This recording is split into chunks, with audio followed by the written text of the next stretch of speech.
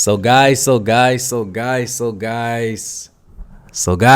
I definitely feel like it's safe to say that this Kentucky team, bro, has far exceeded everybody in their mama's expectations. And this Kentucky team is easily one of the best teams in college basketball. And they legit have a chance, in my personal opinion, to compete for an NCAA championship. And it's kind of crazy to me that we're not even halfway, done throughout this season. Currently, this Kentucky team is currently 7-2 on the year. And I really don't know about you guys, but I personally feel like every single time that I watch this team play, this team just continues to get better and better and better. Now, if you guys remember, this team coming into the season brought one of the best recruiting classes that Coach Calipari recruited, bringing in 5 of the top 25 players in the 2023 high school class. And it's really crazy to me that every single one of these 5 players legit has a chance to be a first round pick in this 2024 up and coming draft. Now, I know initially we only had a chance to see 4 of the 5 freshmen in this class, being Robert Dillingham, DJ Wagner, Reed Shepard, and Justin Edwards. And it wasn't until 2 games ago that we finally had a chance, and Kentucky unleashed one of their hidden gems and another player out of this freshman class that scouts are saying has a legit chance to be a #1 pick in the 24 draft. Guys, if you're a Kentucky hater, bro, please turn up the volume, because I really hate to burst your bubble, bro, and I really hate to break it to you, bro, but this Kentucky team right here is only getting scarier as we progress throughout this season.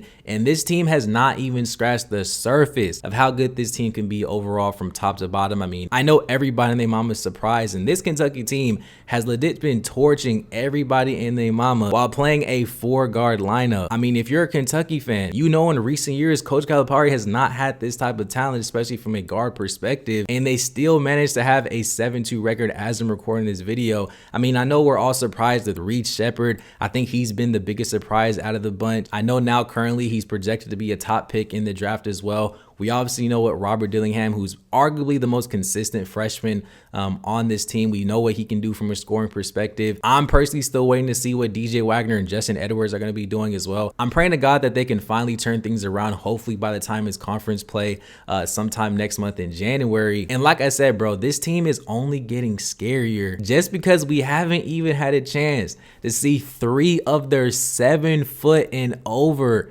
bigs that this team has that has not even played. Well, Aaron Bradshaw just played. We'll get to that in a second. But throughout this entire season, this Kentucky team has been winning games and torching opponents without 3 of their 7-foot centers. And that is the main reason why I personally think that this Kentucky team is easily one of the scariest teams in college. And I know nobody in their mama wants to play this team in March Madness. Now, like I said, Kentucky has been sidelined with 3 bigs so far, 2 out of the 3 being Ugo and Big Z. And like I said earlier, Aaron Bradshaw is the only 7-foot and over big that we've had a chance to see play for Kentucky this season. And I know he made his official debut 2 games ago, but whenever they played against Penn State, to me, that was his official debut. He played close to 30 minutes in this game. And I really do not mean to jump the gun, bro, and I really don't want to get too ahead of myself, but with Aaron Bradshaw in the lineup, I know it's only a small sample size, but you can really see the significant impact and difference that this team looks and plays on both sides of the ball. You can just see the impact that this man Aaron Bradshaw has. In this game against Penn State, Aaron Bradshaw finished with 17 points, 11 rebounds, and 3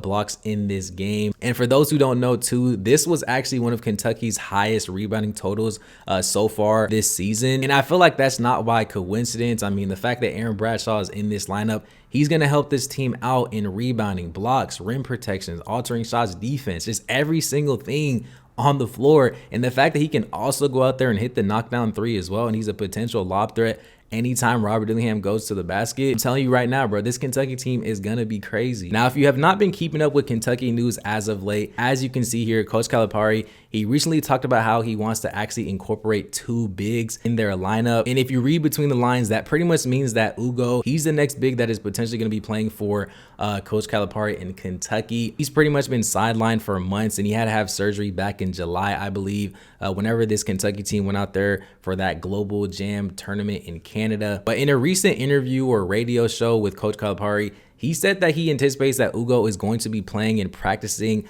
this week as well, and he potentially could be playing for Kentucky whenever they fly out there to Atlanta to play a huge game whenever they play against UNC. Now, I know a lot of people are going to have mixed opinions about if Coach Calipari should be playing two bigs. Me personally, this is just something I need to see if it's going to work or not. I just pray to God, and I really don't want Kentucky to ruin their rhythm with Trey Mitchell being out there as the 4 or the 5. I just personally feel like with his versatility and mainly on the offensive side of the ball, with him being a great pick and roll option, great pick and pop option, he can make the 3 ball. He's an underrated passer for his size. He's a good vet. He's a good leader. I really don't want them to ruin that dynamic with the freshmen on that team.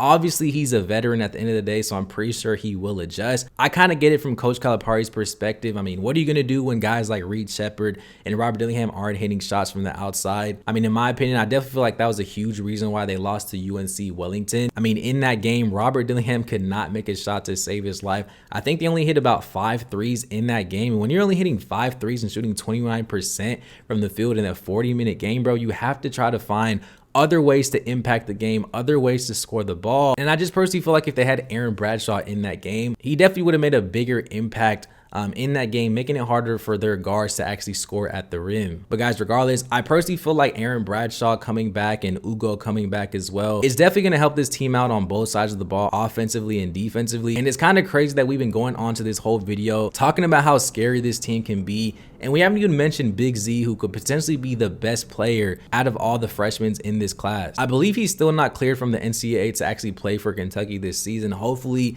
that changes here within the next few weeks, because man, if Kentucky can get Big Z to play for this team, bro, especially what he can bring to this team and how he can help in other areas that they're just not finding players to do right now, I'm telling you guys right now, bro, this Kentucky team is honestly gonna be crazy. But that's just my personal opinion. I definitely feel like this Kentucky team is legit, bro. I really want to see what they're gonna be doing against UNC. I'll probably make a breakdown video after that game as well, so subscribe to the channel for that. Let me know what you guys think about this Kentucky team as a whole, and I'll see you guys in the next one.